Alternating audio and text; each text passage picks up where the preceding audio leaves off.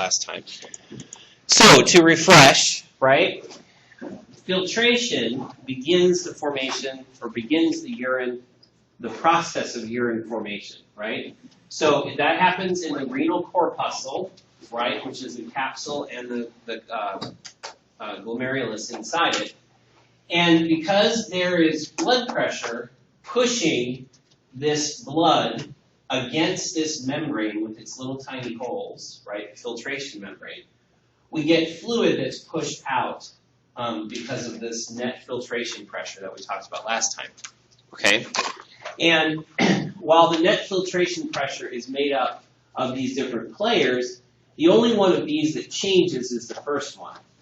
So glomerular hydrostatic pressure results from blood pressure, from the heart's contraction generating pressure in the arterial system.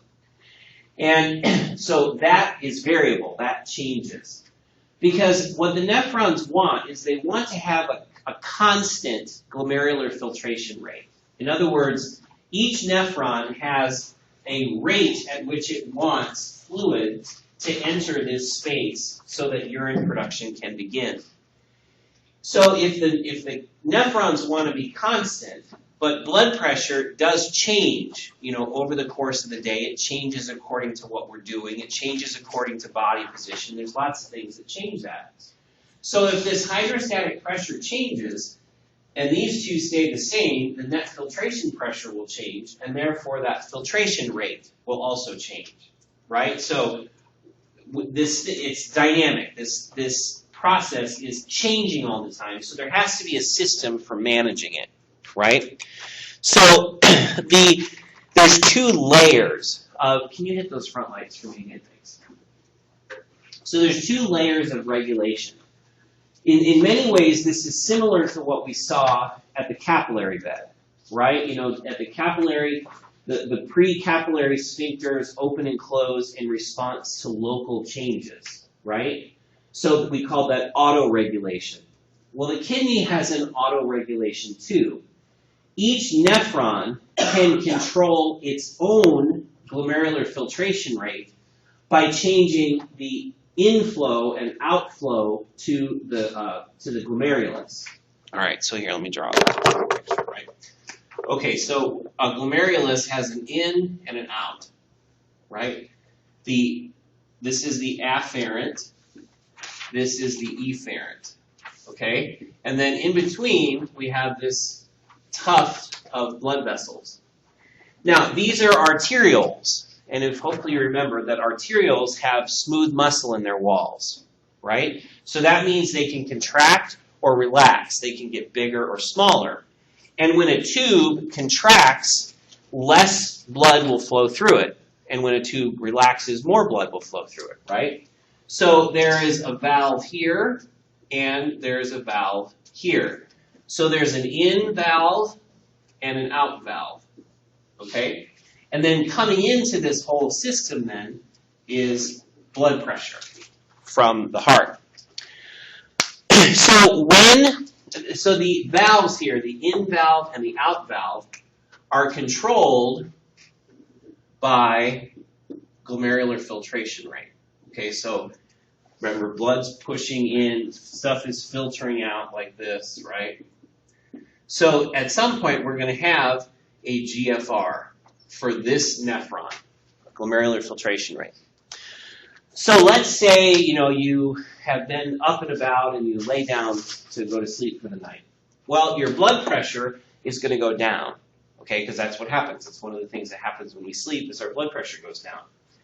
Well, when the blood pressure goes down, the GFR is also going to go down, right? Because the glomerular hydrostatic pressure, this variable right here, has decreased because your blood pressure went down. So the kidney, in order to have a constant GFR, this nephron is going to have to change something. Because if the blood pressure coming in has changed, therefore the GFR has changed. So what we see happen is changes at this in valve and out valve. So like we see here, in response to, this is doing an increase. Here we'll do a decreased one. Okay, so GFR goes down. That's our inciting event, right? So what happens? Well, to increase the glomerular filtration rate, the pressure in here, the filtration pressure, right, has to be increased in order to increase this. Okay, from that last slide. So how do we increase the pressure in here without increasing blood pressure? Well, one way is to close the out valve, close out and close and open, and open the in. So if you think about this like a hose, you've got a hose, two valves, and a sprinkler in between, okay? And somebody goes to the tap at the wall and turns it down, so the pressure in the whole system has gone down.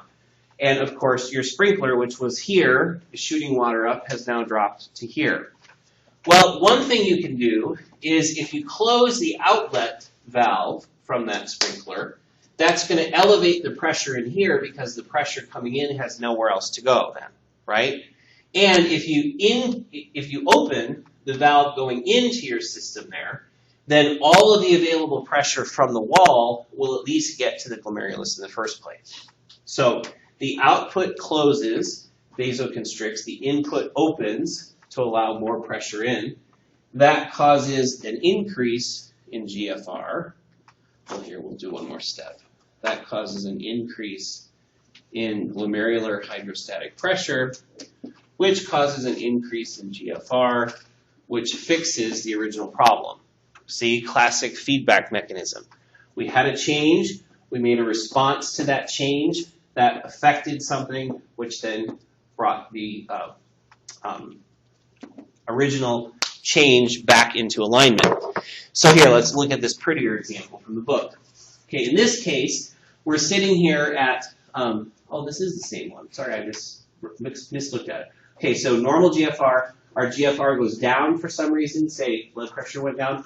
So we contract the efferent, we dilate the afferent, right? Yes, close, yep. That and that. And in response to that, we get an increase in glomerular pressure back to normal. Now, in the opposite case, which also happens, we get an opposite response. So let's say you started exercising. So you've gone from blood pressure of here to a higher blood pressure.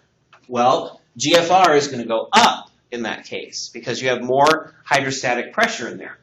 Well, the nephron wants a constant GFR. So what it will do in the case of too high, it will close the in valve and open the out valve. It'll close the afferent and open the efferent to reduce the pressure in the glomerulus, reduce that filtration pressure, and therefore reduce GFR. So your nephrons are doing this all the time. And it doesn't, you notice the brain is not involved in this. There's no hormones involved in this. This is nephrons controlling themselves. And it happens so that the kidney's glomerular filtration rate stays relatively constant regardless of what we're doing. Because if all of the nephrons are each controlling themselves to a common GFR, well then both kidneys will do the same thing because they're all made of nephrons. Okay? So this is autoregulation, and this is what happens second to second, minute to minute in the body. And the only thing that this system requires is sufficient blood pressure.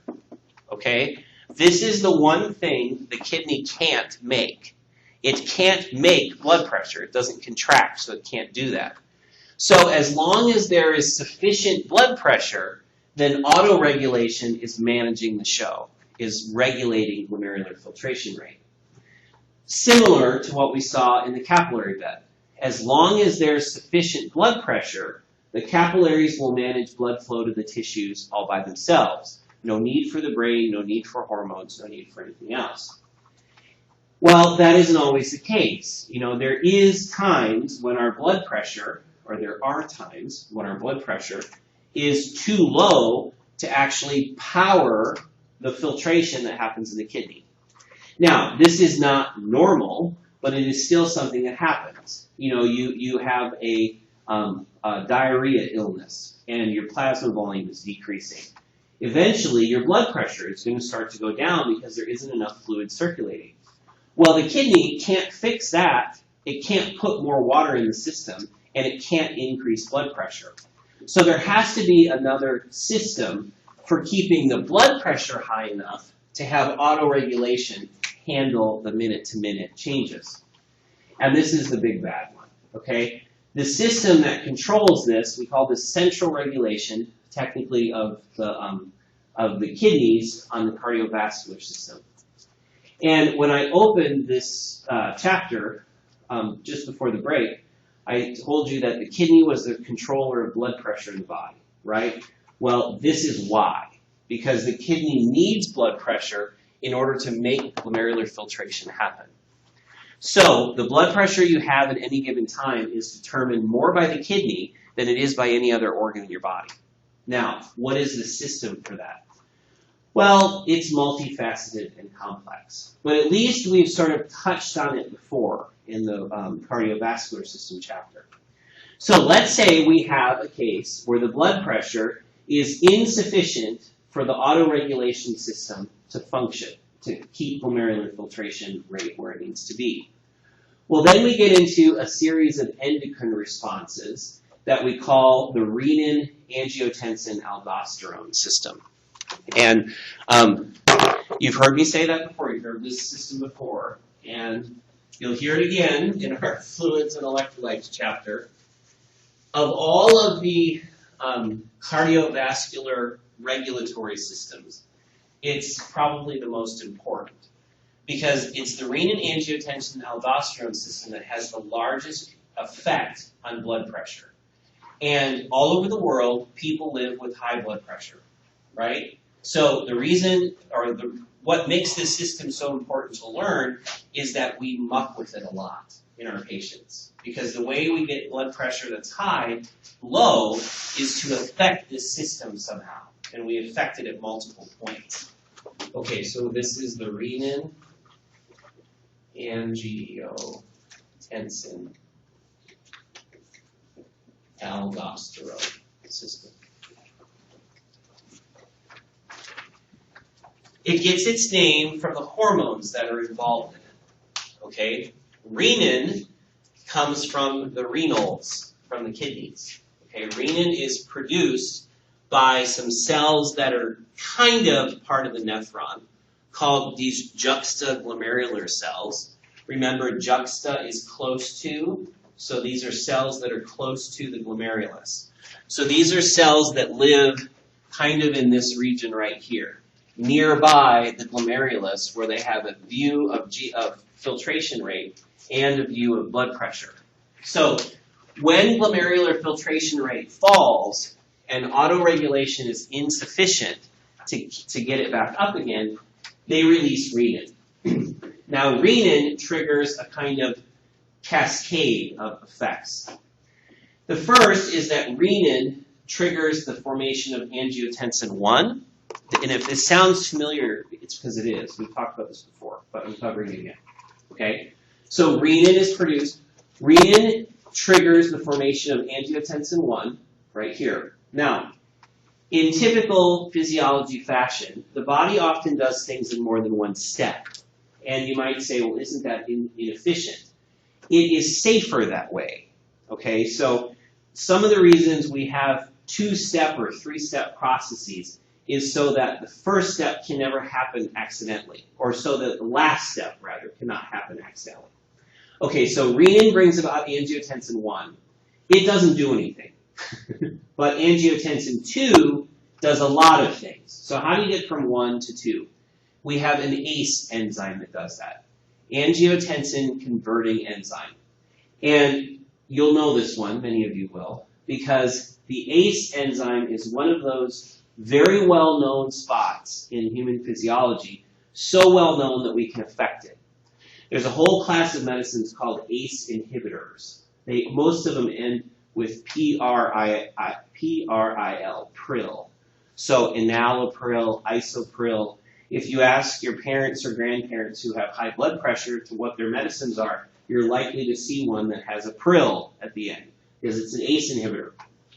Because if we inhibit this enzyme, we block the transition from angiotensin 1 to angiotensin 2, and therefore block all the effects of angiotensin II, all of which are to raise blood pressure. So the ACE enzyme is a famous one now because of the pharmacology. We have medicines that affect it directly and specifically.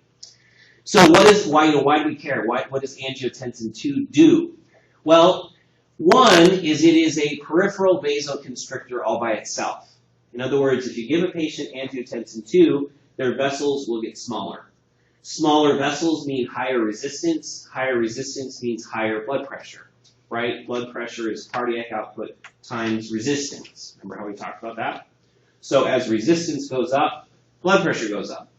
So that's one thing that happens. It causes vasoconstriction, which increases systemic blood pressure.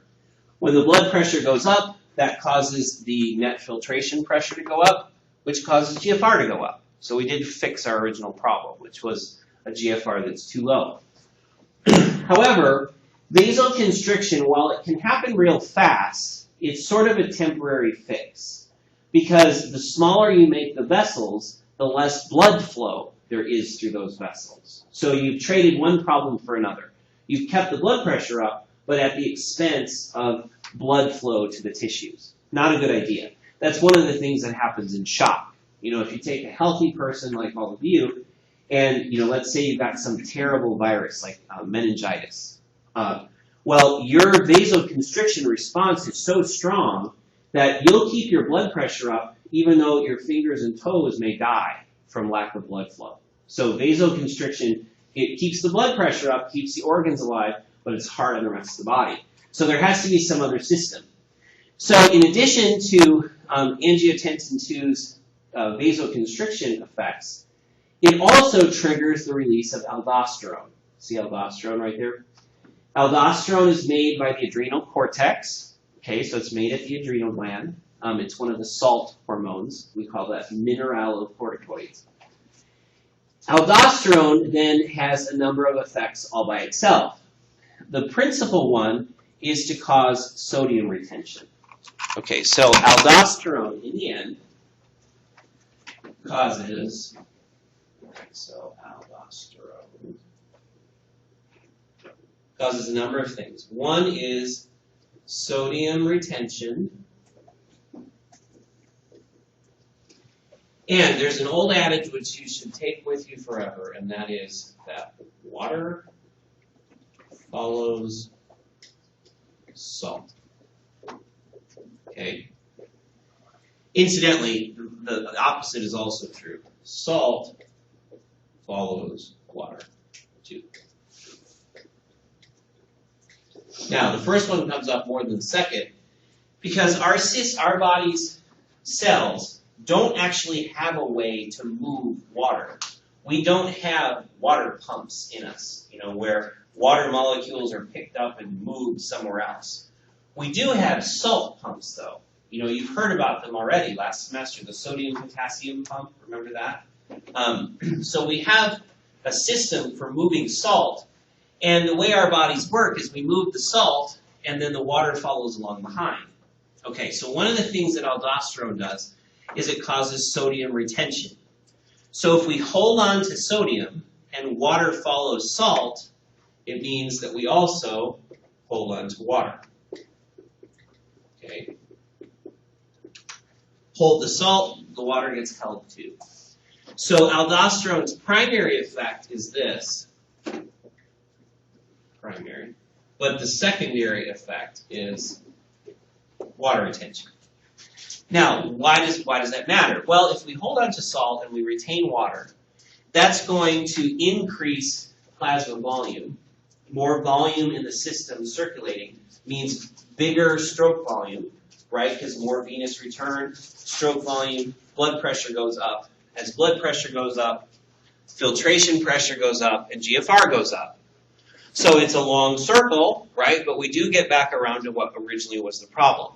So aldosterone raises blood pressure by triggering water retention. All right. Now, through a separate mechanism, aldosterone also causes potassium wasting. And we'll talk more about why that's true in a bit. But, and aldosterone is dumb. It's just a molecule, right? So it does whatever it does. It can't think. So whenever you have aldosterone, you have both of these. You cannot separate them. So you're going to have sodium retention, but you're also going to have potassium wasting too, which can sometimes come up in taking care of patients. Because, what if their blood pressure is super low, but their potassium level is super low too? Well, now they have a double problem because they're going to secrete aldosterone to hold on to water to keep their blood pressure up. But all the while, they're going to dump potassium into their urine, so their potassium level is going to keep falling. So this one molecule always does both of these. Okay. The message is this is a locked set. These two things always happen together. All right. And more about the nuances of that in a little bit. Okay. So that's this piece. Aldosterone causes sodium retention, increases blood volume, blood pressure, glomerular, therefore glomerular filtration rate. Okay. Now the last thing that angiotensin 2 does, okay, so here's its first path, angiotensin 2, here's its second path, here's its third path. Angiotensin 2 affects the brain, and it does a couple of key things that work on blood volume. So everything on this side of the chart deals with blood volume. How do we increase blood volume to increase blood pressure? So angiotensin 2 makes us thirsty. Okay, so what happens when you're thirsty? Well, you drink. Usually what we drink has at least some water in it, unless you're doing something strange, right? So you drink water, that water goes into your blood, that increases your blood volume, right? That makes sense. At least as long as the person can respond to that thirst.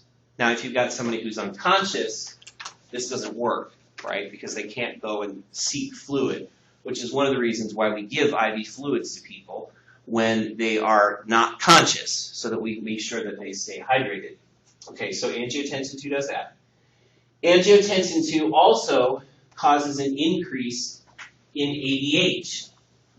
ADH is anti-diuretic hormone. Again, should sound familiar because we talked about it in our first chapter this semester. Well, what does ADH do? It does what its name says. It's an anti-diuretic. In other words, it reduces urine output. And it does that by causing water retention. And therefore, a decrease in urine output. Now, the mechanism of action for ADH is specifically about water. So it is the only system in the body where water is dealt with separately from sodium. All the other systems control water by controlling salt. ADH controls water directly. So I'll say water alone. And the mechanism of that is pretty cool, and we'll see that probably next time when we get to the collecting system. Okay. So, ADH, angiotensin 2, which was triggered by renin, triggers the release of ADH. ADH comes from the pituitary, right? Remember, that was one of the pituitary hormones. Incidentally, ADH also makes you thirsty. So those two things go together. Angiotensin 2 makes you thirsty, ADH makes you thirsty, but ADH also causes water retention. All right. The last thing angiotensin 2 does is to stimulate the sympathetic nervous system. When the sympathetic nervous system is active, it tends to increase blood pressure because it increases heart rate and it causes an increase in peripheral resistance, both. So as we talked about it last semester and in the cardiovascular unit, both of those things cause an increase in blood pressure. So we get that system as well feeds into this piece. Okay, so all told, we have a multi-step, multi-faceted approach to dealing with a blood pressure that's too low, right? When the GFR is too low and autoregulation can't handle it, it means the blood pressure is too low. At least from the kidney's point of view, it does. So then the kidney releases renin, and we get this whole big system. Now, I say at least from the kidney's point of view, because in a sick kidney, sometimes the GFR that it is trying for is impossible for it. So it releases renin even though the blood pressure is fine. And we get this whole system, which does cause an increase in blood pressure. And it's one of the reasons why kidney disease is often associated with high blood pressure, because the kidney is responding to its own inability to produce urine by trying to encourage the cardiovascular system to give it more blood pressure. So it's some of the highest blood pressures you'll see in your patients will be in patients that have kidney disorders. They'll come in with blood pressures of 250 over 100, or even higher than that. And it's because of this renin.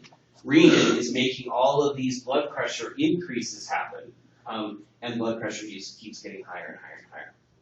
Okay, so now you see why and how the kidney got to be the blood pressure controller, right? Because it needs blood pressure to work properly. Now we're going to take a third look at this in our fluids and electrolytes chapter because of this piece as well. Potassium has to be regulated somehow too, and it tails in or dovetails into this system a little bit. All right, questions about that? This is a deep one, right? And it's non-trivial. This is something that you're actually going to use. Here, I'll tell you why.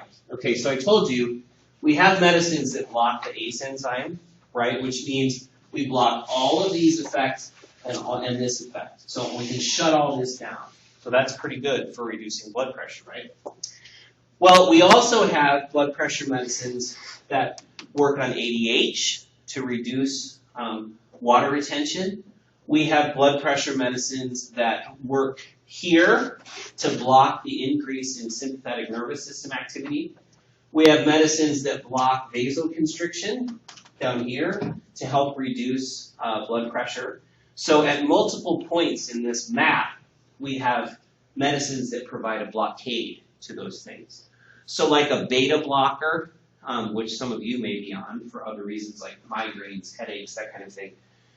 Beta blockers work here. They block the sympathetic nervous system, right? Calcium channel blockers, which is kind of an advanced high blood pressure medicine, but they block vasoconstriction and some of the effects of angiotensin 2.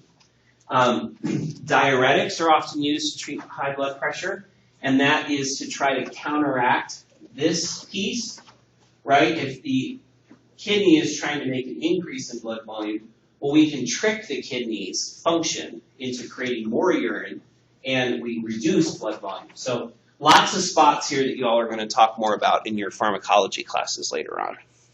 All right, so questions? No, it's all perfectly clear. We can do the test right now. And this piece? Okay. All right. Speaking of which, we'll do some questions. Haha. All right. So this is from last time. The filtration barrier, filtration membrane, has 3 layers, which are which of those? Ooh, Socrates have changed its color scheme. Did it change for you too? Is it blue instead of black?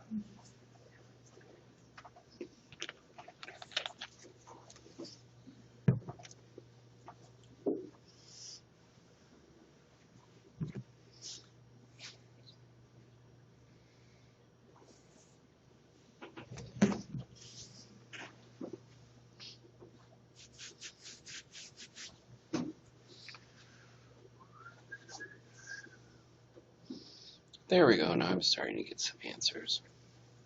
I know y'all are out of practice because I keep forgetting my phone.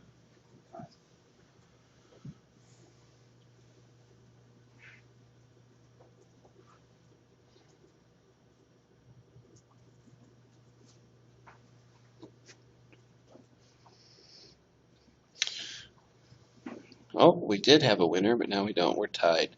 Tied between A and B. Okay, so the 3 layers, ultimately they are the wall of the capillary, the dense layer, and then the filtration slits, the pedicels of the podocytes, which is really fun to say. You should try it sometime, the pedicels of the podocytes that make the filtration slits in between. So we would have The endothelium, yes. Dense layer, yes. Podocyte filtration slit. So B is going to be your best answer there. And this is a classic question where they're trying to trip you up in the terms. You know, you've heard all these terms, but do you know what the terms mean, right? So the best answer there is going to be B, that endothelium, dense layer, and filtration slits. Because like C, fenestrations, yes, that's part of the endothelium.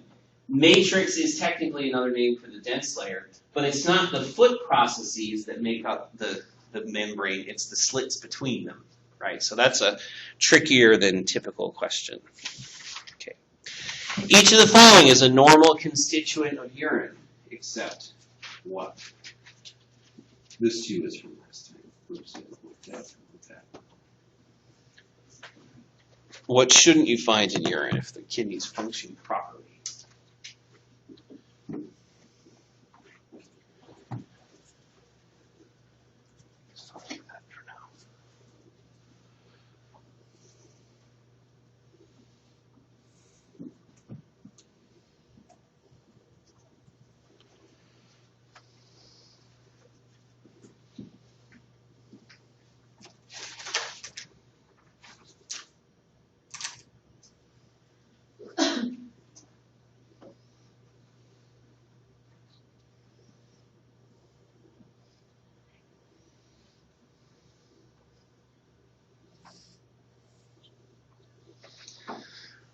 Okay, so, well, all but a few of you picked A.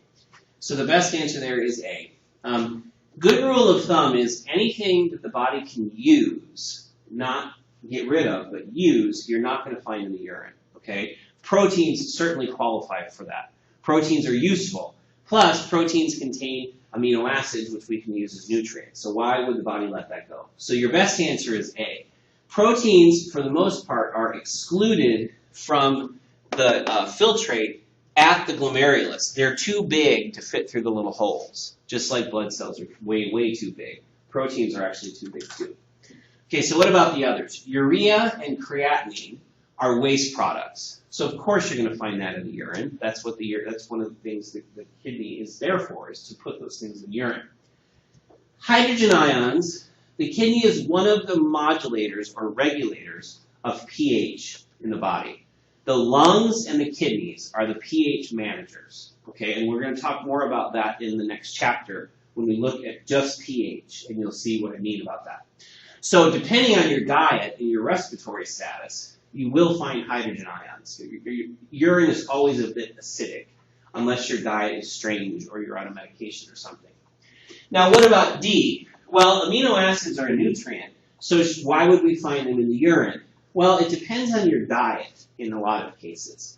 So, you know, there is, if you have your massive protein shake with a double shot of extra amino acids, some of those, you're overdoing it. Your body is not going to be able to use all those amino acids. So one way the kidney gets rid of excess amino acids is to put them in the urine.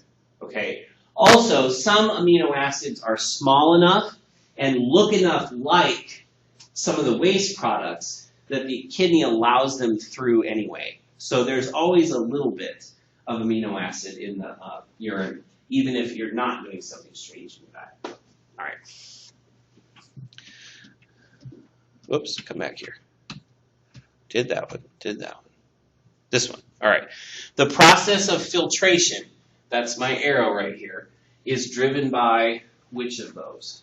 Now, what's the best answer?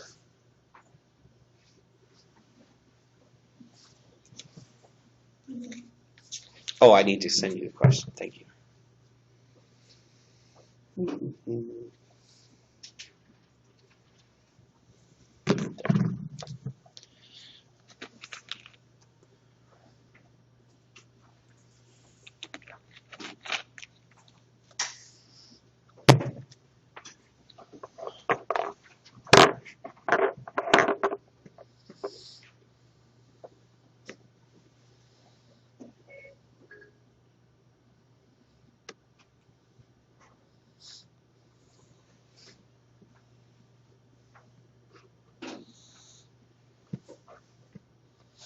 All right, you guys are getting this stuff. That's good. This is a stumper for a lot of my classes in the past. So the best answer there is C, blood hydrostatic pressure. Hydrostatic, don't let that word fool you.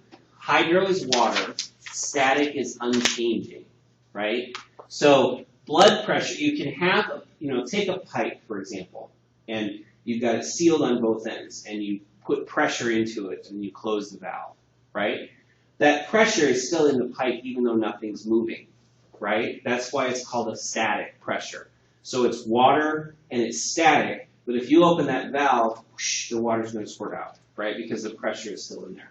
So hydrostatic is just a way of describing a fluid under pressure. So don't let that word confuse you. So yes, it's blood hydrostatic pressure. An even better answer would be glomerular hydrostatic pressure, because that's where the blood is inside the glomerulus. All right. One more. Autoregulation of the rate of glomerular filtration has which of those properties?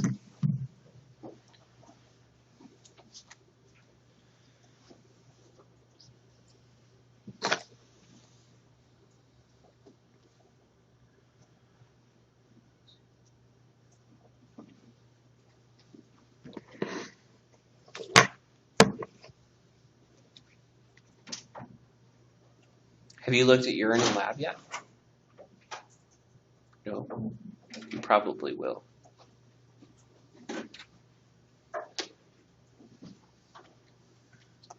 Something people usually have a little bit of with them all the time.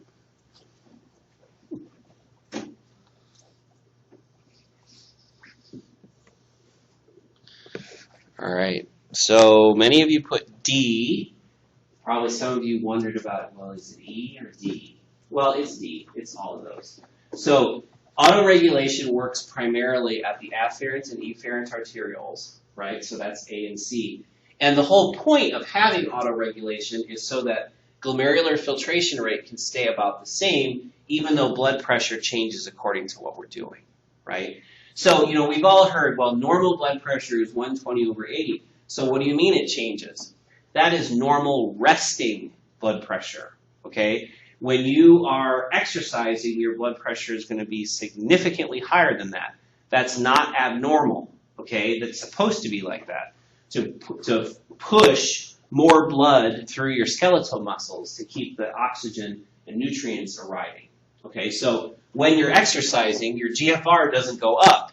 Without this autoregulation system, it would. If you went and ran a mile, the first thing you'd have to do is empty your bladder, right? Because all that extra blood pressure would create urine faster. So that's one of the reasons why we have this system. All right. Okay, we'll do a couple more and then call it a day. All right, so a lot there about the corpuscle. That's all we've talked about really so far is the glomerulus, the capsule, and the process of filtration, pushing that fluid out into the capsule. Well, what happens next? Well, now this filtrate, as it's called, is going to travel through the rest of the nephron. Okay, so the first part of the nephron after the glomerulus is the PCT, Proximal Convoluted Tubule. And as you know, I like claims to fame, right? A few important facts to know about a set of things. Well, the proximal convoluted tubules claim to fame is it's all about reabsorption, okay? Filtration pushes lots of things out into the filtrate that the body would never want to get rid of. So, the next step in the nephron's creation of urine, then is to recover all of that good stuff. So in the proximal convoluted tubule, we get massive reabsorption of useful things. So down through the middle is water. Okay, water is perhaps one of our most useful molecules in the body because whatever water we lose, we have to put back somehow, or we end up getting dehydrated. So the less water lost, the less water we need in our diets. So we have this massive blue arrow, osmotic water flow, flowing from the filtrate into the blood, back into the heart. Okay? So this dramatically reduces the volume of filtrate because filtrate is mostly water, if we pull in, 60 to 70% of the water right away, that means there's much less fluid to work with then. You get that? Okay. So the water flows. Now, as I said over there, salt follows water. Well, that's this dotted line. As the water flows from the fluid into the capillaries, ions have a tendency to follow with it. So these ions are going to be things like sodium, potassium, calcium, magnesium. And you notice there's no transporter here on the membrane. It's because this is by diffusion. There ends up being more here than here, concentration-wise, because of the water flowing, so we get ions that flow along next to it. The other important bit here is glucose. 99% of the glucose that is filtered here at the in the capsule is recovered in this first part of the nephron. It does have a pump. So glucose is pumped from the tubular fluid into the kidney cells and then into the blood eventually and recovered. Okay, so we get the recovery of water, and then we get the recovery of valuable solutes. So hopefully you remember from chemistry, a solute is something dissolved in water, right? Okay, so solutes like sodium, glucose, amino acids, other nutrients are reabsorbed here at the proximal convoluted tubule. So that's its principal job. Now, the top end, the tubular end of these epithelial cells that make up these tubes have Bart-Simpson hair again. And that's because to increase their surface area for reabsorption. So they do have microvilli that stick up. Okay. Now, in our nephron picture, the next is the nephron loop, right? So how come we skipped it? It's because what happens in the nephron loop is super complicated, so we're going to come back to it because we're going to need more time to talk about it. But in the distal convoluted tubule, we have similar processes to what happened in the proximal, only they're more selective and controllable. Okay? So in the proximal convoluted tubule, these things that happen all the time. There's no control of the body on these things. So the same amount of water is reabsorbed, the same amount of ions are reabsorbed, regardless of what the body needs. Okay, so it's very efficient, but it's kind of dumb. It's not changeable. In the distal convoluted tubule, things can be altered according to what the body needs. So the claim to fame of the distal convoluted tubule is secretion, right? It's one of the few places in the nephron where things are moved from the blood into what will become the urine on purpose. So it's not flowing by diffusion, it's being pushed from one spot to the other. So one is potassium, okay, this A with the circle pump, this is the pump that aldosterone turns on, right? The same aldosterone that we see over there. And I said aldosterone causes sodium retention and potassium wasting. And here you see why, right? The aldosterone pumps pump potassium into the fluid and pump sodium out of what will become the urine and into the blood. You see those lines? So sodium is coming in, potassium is going out. So sodium is retained, potassium is wasted. You see, because of this pump. Now, it's kind of a special sodium-potassium pump because if you look, its orientation is different here than it is here. If you look at just this pump, this is pumping potassium in and sodium out. This is the same direction as all sodium-potassium pumps, right? They all pump potassium into cells and sodium out. The weird thing about the aldosterone pumps is on the top side, on the tube side of this cell, it's reversed so that potassium is pumped out and sodium is pumped in. So it's been installed backwards from a typical sodium-potassium pump. But if you look at both of them, then you see why. Well, it's because potassium is being pumped all the way out and sodium is being pumped all the way in. So this is secretion of potassium because potassium is being taken from the blood and pumped into the tubular fluid where it's going to be removed from the body. This is going to be active when you have more potassium in your diet than you need, which is most of us in this country all the time. So to get rid of that extra potassium, it doesn't go away. You can't burn it. You can't exhale it. So the only way to get rid of that excess potassium is to put it in the urine. So these pumps are working all the time doing that. Okay, so we have secretion of potassium. We have secretion of hydrogen ions. So when the pH of the body is too low, or when there's more acid in our diet than we need to manage our pH, the kidney has to get rid of those excess hydrogen ions, and it does so at the distal convoluted tubule. So see how we start down here in the blood, and this hydrogen ion is pumped all the way out into this fluid, which is going to leave the body as urine. So it's been ejected. It's been secreted out of the body.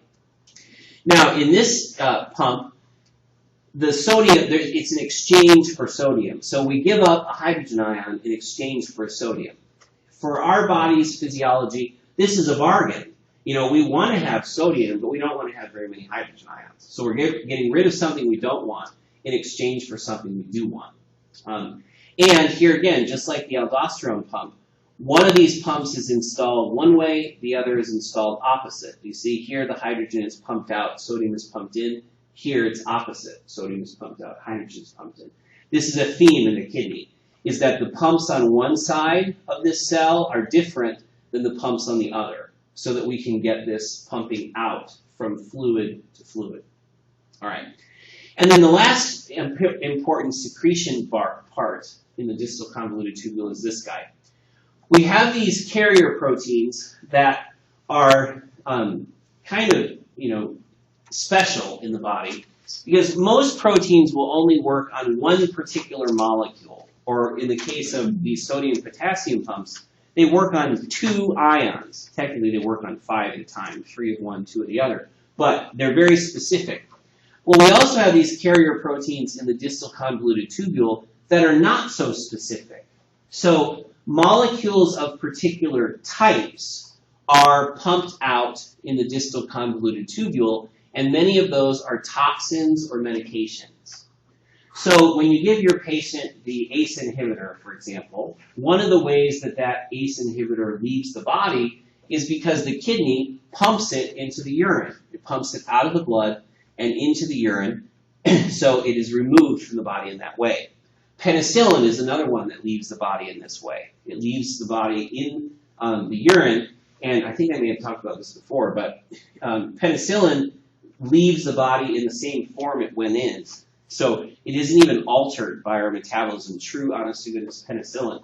In World War II, when it was very expensive to make penicillin, they used to harvest the urine from patients who were on penicillin, clarify it, and pull the penicillin back out and give it to the next patient to conserve that valuable resource. Now we can make penicillin so cheap we don't have to do that kind of thing anymore. But distal convoluted tubule, all about secretion. Also note, every single one of these arrows is dotted. Dotted means it's variable. So the proximal convoluted tubule is the workhorse, right? It does most of the reabsorption. The distal convoluted tubule does much less of the work, but it can do so under the control of the body. So if our sodium level is very, very low, for example, this pump will shut off so that this doesn't happen. If our pH is too high, this pump can shut off so that this doesn't happen. If we're not on any medications, this pump, while it's still there, it's not going to be as active, right? Because it doesn't have anything to do. So unlike the proximal convoluted tubule, the distal is variable. It can change what it does according to what the body needs. Okay, so that's this part, distal convoluted tubule. Next time, we'll get into the second complicated bit of this chapter, and that's how the Nephron Loop works for fluid conservation. All right, questions about anything? Because we're out of time. No, you guys are not asking questions. You're either not understanding or you don't know what you don't know. Okay. All right, no questions. We're done.